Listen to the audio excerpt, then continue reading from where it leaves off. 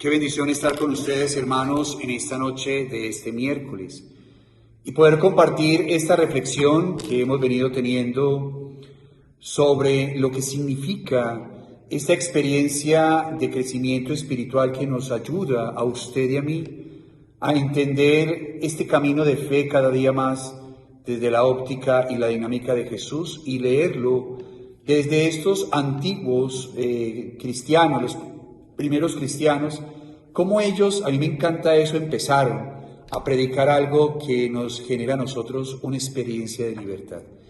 La libertad interior, esa libertad que nace de una experiencia con el Señor, la libertad en cuanto que uno va calmando su vida y va dejando que Dios vaya haciendo sus cosas en cada uno de nosotros.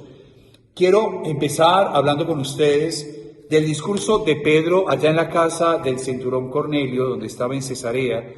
Pasa de Jope a Cesarea, porque el Espíritu Santo lo lleva allá. Y de alguna manera el inicio de ese discurso es el inicio de lo que a usted y a mí nos tiene que quedar muy claro en esta vida. Lo voy a empezar a leer. Dice, el discurso está en el capítulo 10, está en el versículo 14. Entonces Pedro tomó la palabra y dijo: verdaderamente comprendo que Dios no hace acepción de personas. A mí me encanta eso. Dios no hace acepción de personas. ¿Eso qué significa? Que todos los seres humanos somos hijos de Dios. Todos, toda la creación, todo hace parte de ser hijos de Dios.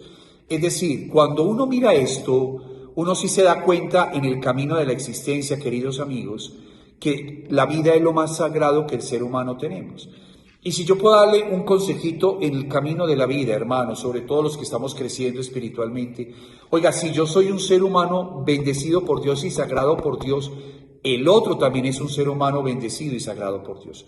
El problema de los seres humanos es que no sabemos parar o no sabemos decir las cosas, o a veces tratamos a los demás de una manera muy déspota y muy dura, pensando que un cargo, un servicio o simplemente una relación de pareja ya nos da la posibilidad con los hijos o con los demás de ser unas personas dictatoriales. No, hermanos, todo ser humano, sin acepción de personas, es hijo de Dios. El problema es que cuando yo estoy lastimando a alguien, o mi manera de hablar, con mi manera de decir las cosas, o simplemente con mi falta de sinceridad, o simplemente con mis mentiras, y no soy capaz de saber que el que le hago daño o a la persona que le estoy haciendo daño, a la final me estoy haciendo daño a mí mismo, y de alguna manera entendamos en este camino espiritual que el otro también es una creación de Dios y estoy lastimando una creación de Dios. Entender conciencia de eso, mis queridos amigos, es aprender a crecer espiritualmente. Siempre lo he dicho y me lo digo a mí mismo, uno en esta vida espiritual no se hace o no se demuestra más espiritualmente en la vida, sino en lo que hacemos. Bien lo dice Santiago, muéstrame tu fe sin obras, que yo por mis obras te mostraré mi fe. Es decir, yo puedo hablar muy bonito de Dios, hermanos, y hablar fundamentalmente de Dios, y hablar de Dios, y hacer cualquier cantidad de cosas por Dios, pero lo que verdaderamente me muestra qué es lo que hay en mi corazón, qué es lo que yo estoy sintiendo en mi corazón, o qué es lo que realmente está creciendo en mi corazón, de la experiencia con el Señor, en la manera como yo trato a los demás, la manera como yo hago sentir a los demás cuando yo estoy con ellos. A mí me encanta entender eso. O sea, la manera como yo hago entender a los otros cuando yo estoy con ellos. O sea, si yo soy... A mí me encanta mucho porque San Pablo lo dice en la carta a los Efesios, que no es ahora, pero lo voy a leer porque lo leímos esta semana pasada, a principios de la semana pasada. Y es que cuando San Pablo le habla a los Efesios, le dice, oiga, ustedes ya tienen que entender que la experiencia de Dios tiene que cambiar el lenguaje. El lenguaje no es un lenguaje donde uno se vuelva más exquisito, menos exquisito, que sepa manejar bien el castellano o cualquier lengua, no, sino la manera como yo trato a través de mi lenguaje a los demás. Con una palabra mía puedo destruir a alguien, con una palabra mía puedo sanar a alguien, con una palabra mía puedo destrozarle la vida a alguien o simplemente burlarme de alguien. Y cuando uno está en este camino de fe, uno tiene que evitar las palabras de doble sentido, hermanos. La chabacanería, hermanos, de verdad, mire, una de las cosas que uno va aprendiendo en este camino de fe es que uno puede reírse con cualquier persona, contar chistes, disfrutar la existencia, pero hay una cosa que nos cambia, nos caracteriza a usted y a mí, ¿sabe cuál es? La manera como yo trato a la otra persona. Eso es lo único que nos caracteriza en lo que se llama, en términos de San Pablo a los Efesios, el amor cristiano.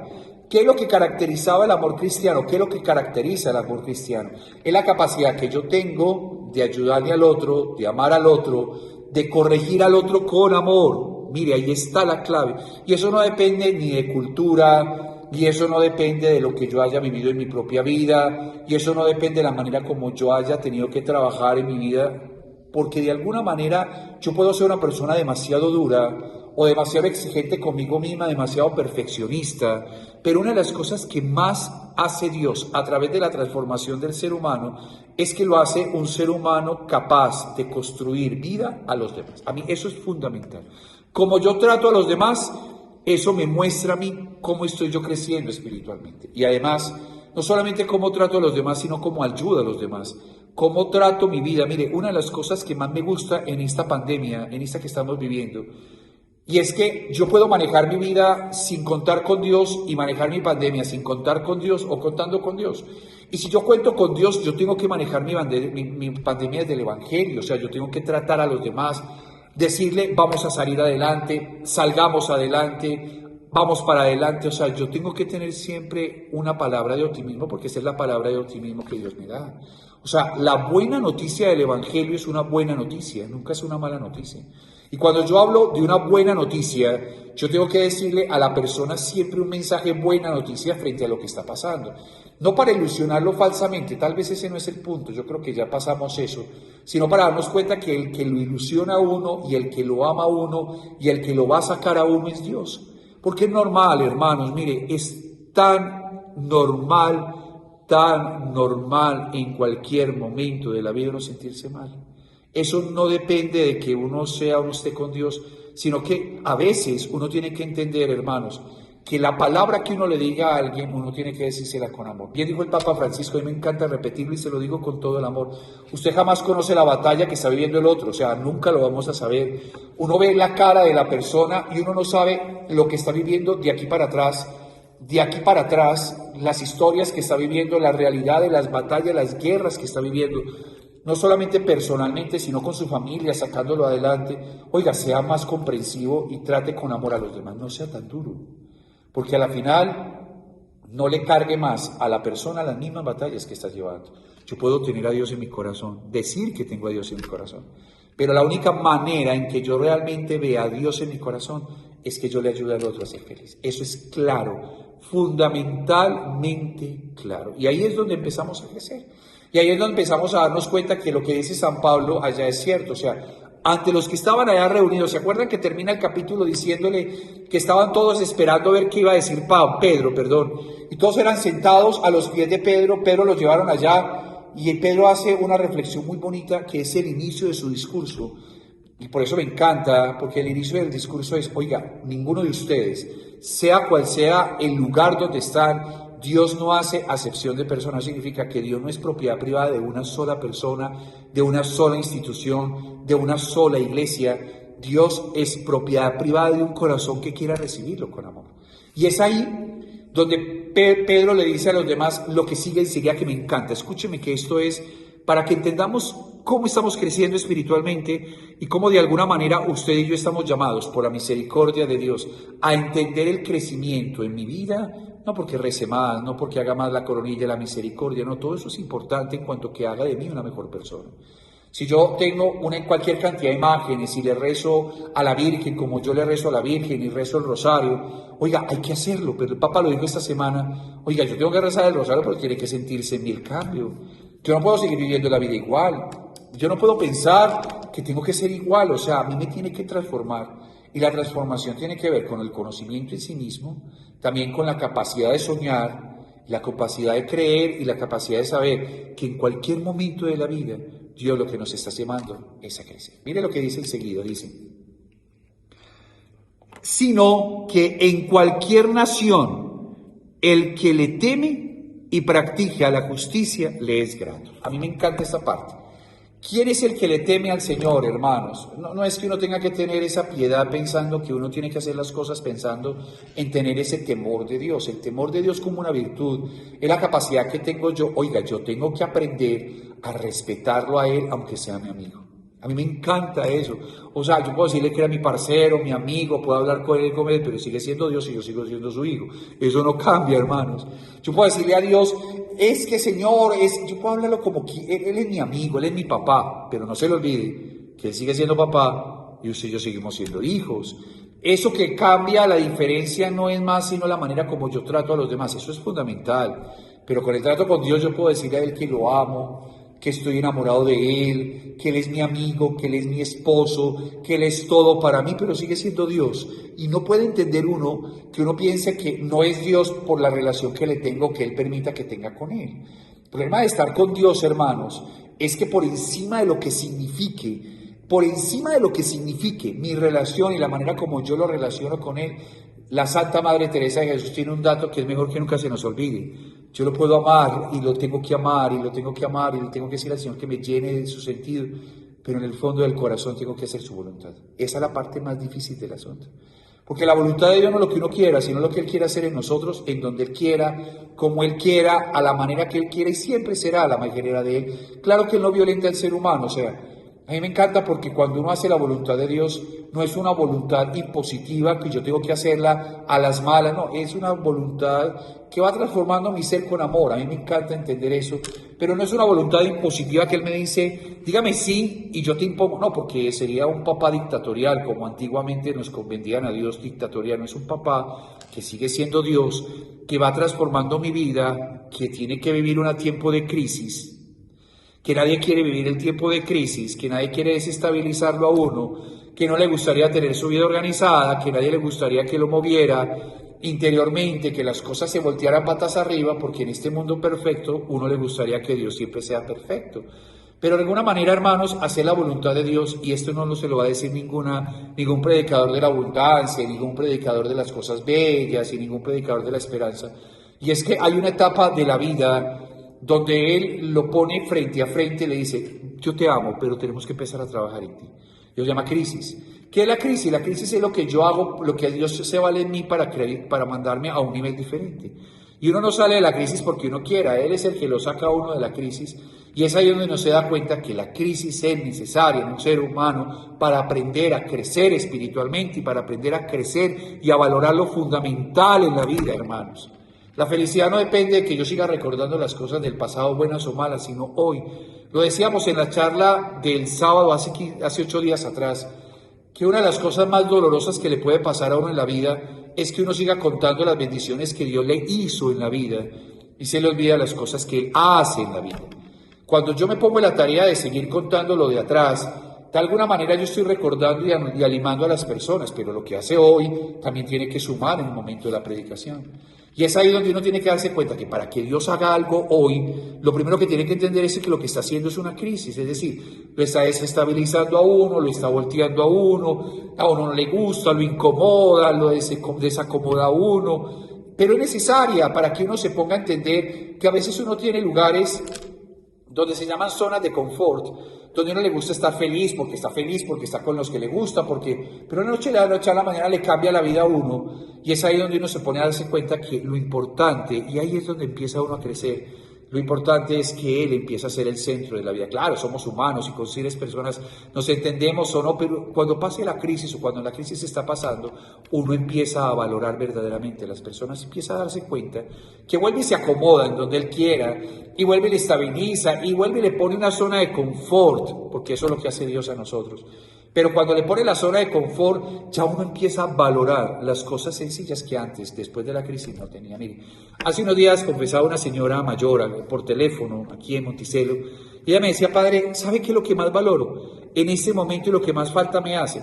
Tomarme un cafecito con unas amigas de la tercera edad con la que se tomaba todos los martes. El tintico, el cafecito parviado, que llamamos nosotros los paisas. Y llevo 9 meses encerrada, y añoro eso. Y yo le decía a ella, ¿sabe una cosa, hija? Cuando vuelva a tomarse el tintico parviadito, porque lo va a volver a tomar, valórelo.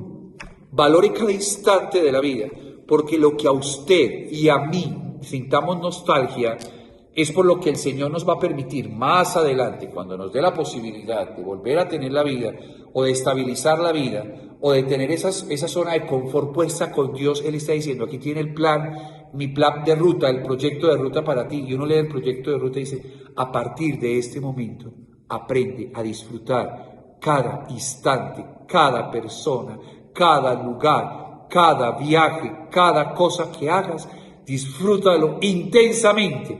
No te permitas no disfrutarlo, porque hasta que uno no pase la crisis, hermanos, no se da cuenta realmente cuántas son las cosas que uno extraña y recuerda en esta vida. Eso es lo más doloroso de este camino, hermanos.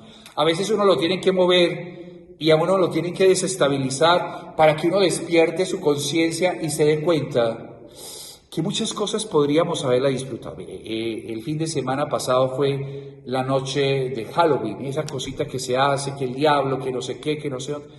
Mire, ajeno a todo eso, hermanos, la gran cantidad de personas no tenemos o no pudieron tomar la posibilidad de disfrutar una experiencia. Todo esto de crisis implica uno cambiar muchas cosas.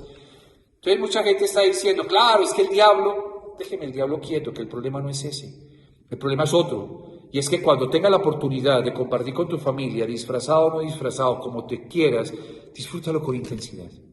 A veces las crisis lo único que hacen en nosotros es añorar los momentos en que no añoramos o no lo disfrutamos como habríamos disfrutado y aprender a disfrutarlo. Ese es el mapa de ruta. El mapa de ruta es, ¿vas a volver a viajar? Claro, vas a volver a viajar.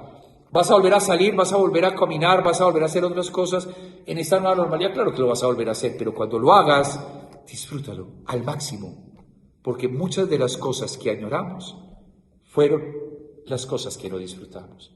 Y muchos de los lugares que añoramos fueron los lugares que no añoramos. Y muchas de las personas que añoramos son las personas que uno sabe que podría haber dado más, disfrutar más, amar más, sacar más tiempo para el amor, y no lo hizo. Entonces, cuando uno añora esto, uno más que nostalgia por lo que no puede hacer, es ahí donde la crisis lo enseña a uno. El mal de ruta dice, oiga, la voluntad de Dios es que aprendas a disfrutar al máximo todas las oportunidades que el Señor te regale en la vida de aquí en adelante, sea con quien sea, hermanos. A mí me encanta, hace unos días le preguntaba a alguien de los montes donde el Señor estuvo, ¿cuál ha sido el monte donde es el monte más duro de todos? Entonces uno se pone a imaginar el monte donde hizo la multiplicación de los panes y los peces, no. El monte donde se encontró en el Tabor con los discípulos, déjemelo aparte.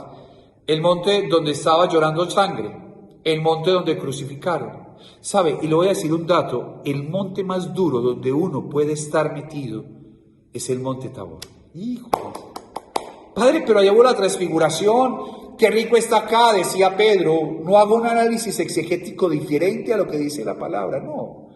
La palabra está diciendo que el Señor se le transformó y su vestido quedó blanco, y dice, yo quiero estar en el Tabor. El Tabor es el lugar donde a usted y a mí nos ponen blanco. Simple. Uy, qué rico no volver a tener, revirginizarse, qué rico no volver a tener una inocencia en su corazón. Perfecto. Pero hágase de cuenta que esta camisa blanca que yo tengo puesta, yo esté en el Tabor, es el lugar donde me limpian, y esta camisa blanca esté percudida y sucia y manchada, y esté en el Tabor. Y para limpiarme esta camisa y que yo quede blanco, le tengo que entregar la camisa al Señor, y el Señor empieza a estregar la camisa, a sacar todo aquello con la que he ensuciado. O sea, el monte de los olivos, que es el monte donde el Señor lloró, es el monte donde el Señor aceptó la voluntad de Dios de morir en la cruz. Es muy duro porque sabía lo que le iba a pasar, pero sea como sea, Dios lo estaba acompañando.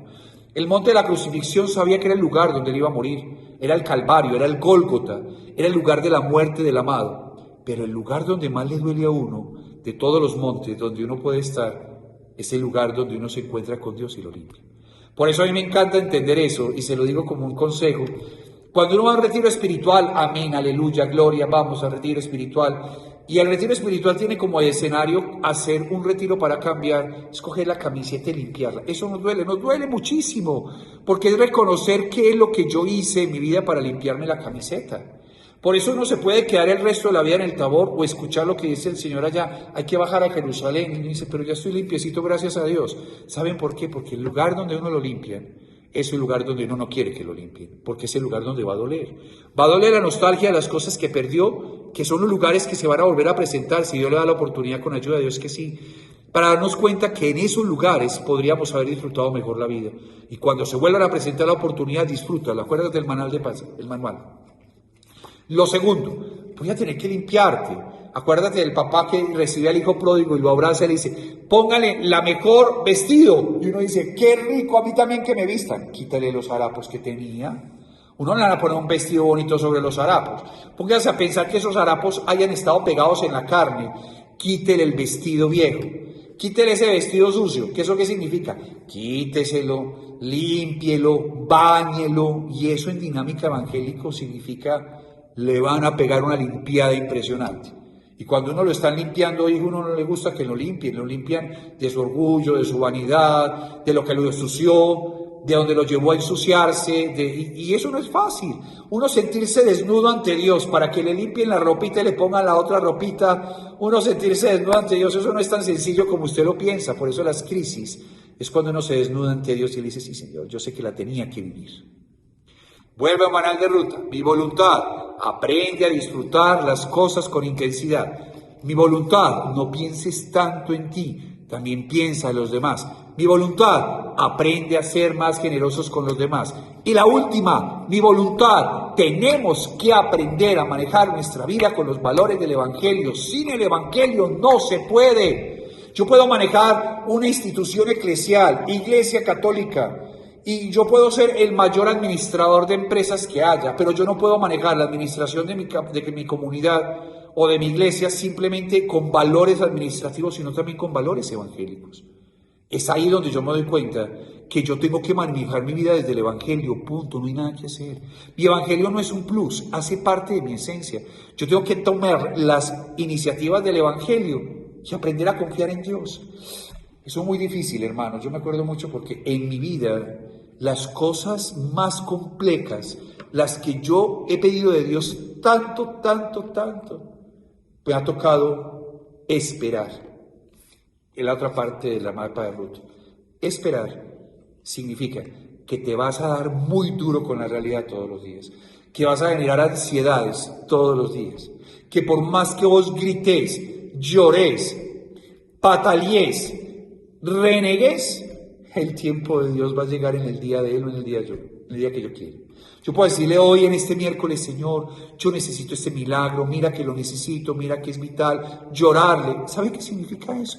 Que Él se acerca y le dice, sí, mi amor, yo sé que lo necesitas, ven, abrázate. Sí, Señor, pero lo necesito hoy, sí, todavía no. Yo te lo daré cuando yo crea que lo necesitas. Pero, Señor, ¿qué me falta? Dime qué me falta. Tiempo y paciencia. Para los que somos impacientes por la naturaleza, los que somos químicamente impacientes, como usted y yo, los que no nos gusta esperar por nuestra personalidad, por nuestro temperamento, las estrelladas son horribles. Porque uno piensa que ya está listo, hermanos, pero pues a la final el que lo decide es Dios. Entonces es ahí donde uno aparece la figura de la maternidad de María y se los regalo como un regalo en medio de la crisis. ¿Vamos a salir? Claro que vamos a salir. ¿Las cosas van a cambiar? Claro que sí. ¿Vamos a tener otra oportunidad? Claro, todas. ¿Y vamos a tener que disfrutar la vida? Claro que la vamos a hacer pronto, sí. Pronto, en el tiempo de Dios. ¿Y eso cuándo es? Es el tiempo de Dios. Pero la Virgen se acerca y le dice, mi amor, mira, a usted y a mí, yo también le tocó esperar. Yo te ayudaré a que tu corazón tenga paz.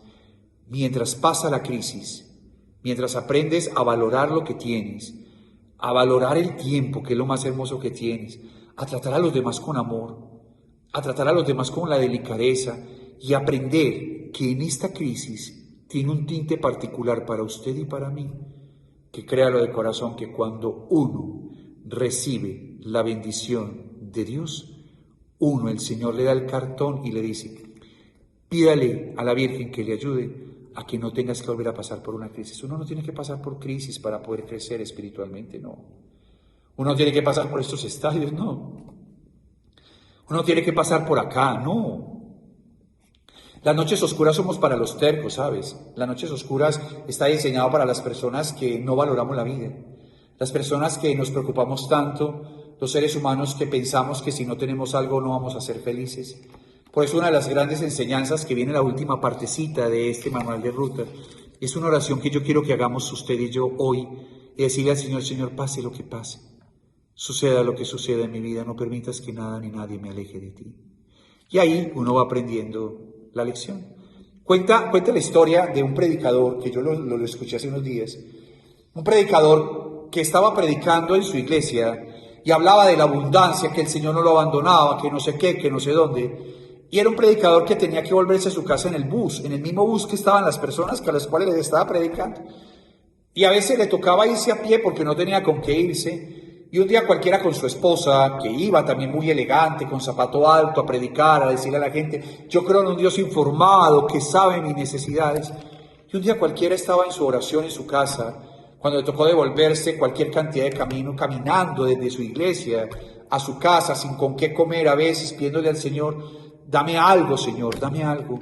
Cuando llega a la casa y se quita todo lo que es predicador y se arrodilla ante el Señor y dice: Señor, ¿pero por qué no me escuchas? ¿Por qué no me escuchas? Y él entendió una cosa muy bonita. Él entendió una cosa que quiero compartirla con usted. Cuando estaba orando y diciendo: Señor, no aguanto más, no aguanto más.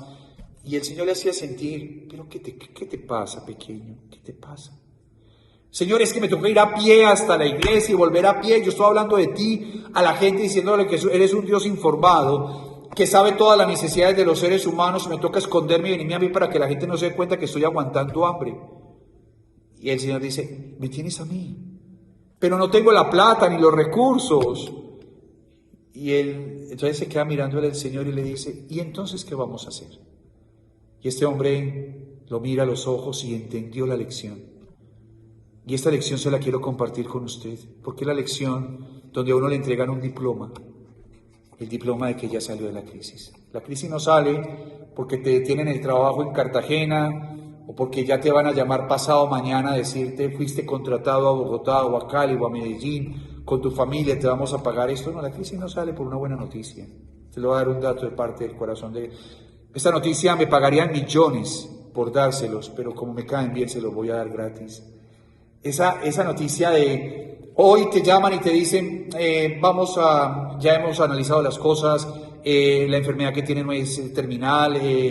No, uno no espera una noticia para salir de la crisis.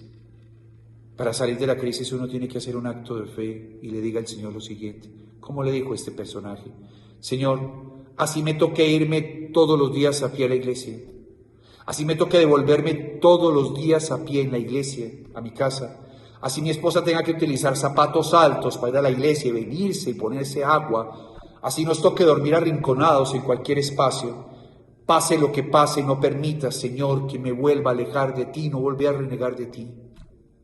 El Señor se le acerca y le dice: perfecto, papito, como lo dijiste de corazón, aquí tienes tu diploma. Fuiste graduado en la Universidad del Amor de Dios. A los cabos de 8 o 10 días, el predicador, que lo dijo con la convicción de su corazón, el Señor le cambió la suerte, y él dice: nunca más volví a vivir una situación de estas, pero todavía extraño esa conversación con Dios aquella noche cuando le decía: ¿por qué? Y se lo digo con el corazón. Ya para terminar, no hemos adelantado nada del discurso de Pedro. Ustedes me van a matar, pero escúcheme con amor. El cartón ya está. La Virgen tiene el cartón en la mano. El cartón, el diploma de que usted y yo ya superamos esta crisis. La crisis no termina porque ya la pandemia se haya acabado. No. Te lo digo, la crisis no termina cuando la noticia llega. No. Se lo digo con el alma. Yo necesitaba un trasplante, de verdad. Y siempre esperaba con el celular al mano, lo tenía en el bolsillo, esperando esa llamada que dijeron: Alejo, te llegó el trasplante. El día de Santa Teresita, 1 de octubre, yo le dije: Señor, ya no más, sea lo que sea que tengas en mí, dame la paz, y si me toca estar el tiempo de la vida en diálisis, estaré en diálisis, me vas a llevar sin trasplante, sin riñón, me llevas y se acabó el problema. Y ese día el Señor se me acerca y dice: perfecto, papito, y aquí tienes el diploma, la Virgen te lo acaba de entregar. Yo abrí el diploma y dijo: aceptado en la Universidad de Dios. Yo no entendía qué significaba eso. A los 8 días estaba trasplantado. El diploma está en la mano de la Virgen. Usted puede pelear con Dios todo lo que quiera, se lo decía al principio. Usted está esperando que la llamada le llegue, llamada al celular. Alejo, fuiste nombrado. Tú dices, wow, ya salimos de la crisis, aleluya. No, la crisis no sale cuando una llamada llega o cuando un resultado aparece o cuando el novio le aparece o el hijo se alivia, no. La crisis, el diploma de la crisis es cuando usted y yo nos toca vivir la misma historia, nos toca hacer las mismas cosas, pero empezamos a quejarnos menos. Y lo hacemos con el corazón y con el convencimiento absoluto de que Dios tiene todo organizado para su vida y para la mía. Es muy difícil desprenderse de la ansiedad, lo sé. Es muy difícil uno desprenderse de esos momentos, lo sé. Yo sé que es muy difícil porque uno añora, uno le gustaría, eso es humano, amén. Pero hay un momento donde yo tengo que salir de la crisis no es eterna, hermanos. Y la crisis la aprende uno cuando dice, listo Señor, pase lo que pase, sea lo que sea, Señor, no permitas que me aleje de ti. Si me toca volver a salir a caminar, yo me acuerdo mucho, ¿se acuerdan la historia de aquel hombre que por razones de la vida la suerte le cambió y de ser un hombre exitoso, poderoso, una persona con una capacidad económica, de captación económica muy alta, dueño de empresas, la vida le cambió y terminó aguantando con una casita que era la única que le quedaba y vendió la casa para poder meterse en otra más barata, para poder pagar algunas cosas porque le quedaba imposible. Y la esposa lo apoyó y este hombre acostumbrado a manejar corbata y doctor, tocó manejar un taxi. Y cuando le tocaba manejar el taxi los primeros días eran horribles, la gente lo conocía, pero a la final empezó a entender que eso lo hacía cambiar, a valorar la existencia. La esposa le ayudaba, la esposa, una mujer que se engalanaba de cosas, dejó todo y empezó a ayudar en la casa, a salir adelante, Y él al principio hacíamos como todos, que me llame un amigo de él y decirle, mira, te tengo este trabajo, mira, te tengo esta otra, mira, es que sentí una revelación de Dios, mira, te puedo dar cátedra de eso. Yo también lo viví. Yo también lo viví que el Señor se le aparecía a la doctora y le decía, ya te llegó tu trasplante. ¿Cuántas cosas uno se imagina? Y eso es muy normal. No se crea que es malo, es normal. Es tan normal porque somos humanos. Pero un día cualquiera sabía que eso le estaba haciendo mucho daño en su vida. Empezó con su esposa a orar, a leer la palabra, a escuchar predicadores católicos, a ir a la iglesia. Y se empezó a darse cuenta que podía disfrutar de su carro. Podía dar un consejo, podía darle a una persona un mensajito.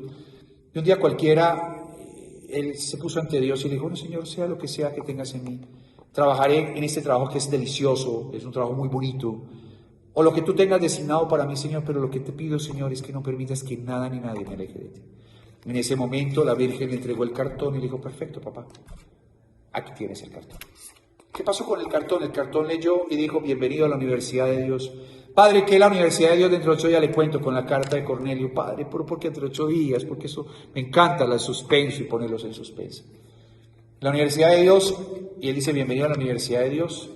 Él guarda su cartón y dijo, mañana al otro día volver. Y la cosa no cambió. Al otro día tenía que salir a trabajar en su taxi delicioso. Y al cabo de 6 meses era dueño de su empresa de taxis y le dio trabajo a mucha gente. Y valorado, y también siendo el dueño, y tenía inclusive más de lo que tenía antes, se quitaba la corbata, nunca más se volvió a poner corbata, se quitaba los atavíos que se tenía de distinción, también manejaba un taxi sin problema, porque uno nunca deja de estar de donde está, y se lo digo, te vas a reír, claro que sí, vamos a salir, bendito Dios, las cosas van a cambiar, ya están cambiando, ya desde el momento en que recibes esta palabra están cambiando. El cartón lo tiene la Virgen en la mano y decir, a ver, ¿cuándo me lo vas a dar? Hoy, en esta noche, este miércoles, puedes decir, pase lo que pase, suceda lo que suceda en mi vida, no permitas que nada me aleje de ti. Aquí tienes el cartón, bienvenido a la Universidad de Dios. Entonces dice, Alejandro Restrepo, bienvenido a la Universidad de Dios. Y uno dice, wow, Universidad de Dios, ya me matricularon para algo. ¿Qué es? Dentro de 8 días nos vemos, pero de aquí en adelante, hermanos, con amor, sin resignación, diciéndole, esto es lo que tengo que vivir, lo viviré con amor, sabiendo que tenemos ya la Universidad de Dios y que al final, que solamente lo sabe Dios, llegará esa bendición, no para hacerlo feliz, sino para hacerlo más feliz, porque ya la Universidad de Dios te hace feliz.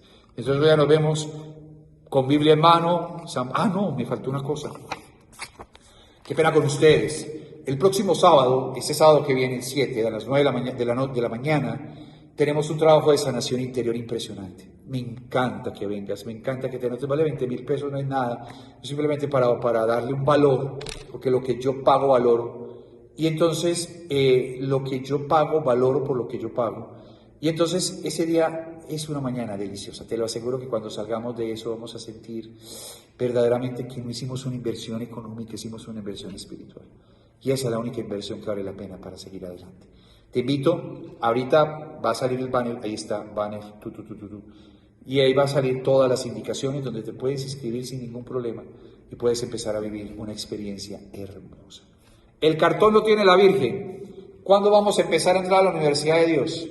Esa universidad que es hermosa, esa universidad de los verdaderos amantes. Cuando desprendamos de todo lo que signifique renegarse, aprender a vivir lo que estamos viviendo con amor, dejar de pelear de las cosas que nos molestan un poco más y empezar a darnos cuenta que la única experiencia que vale la pena llevar es la experiencia del amor. Feliz noche, gracias, bendiciones.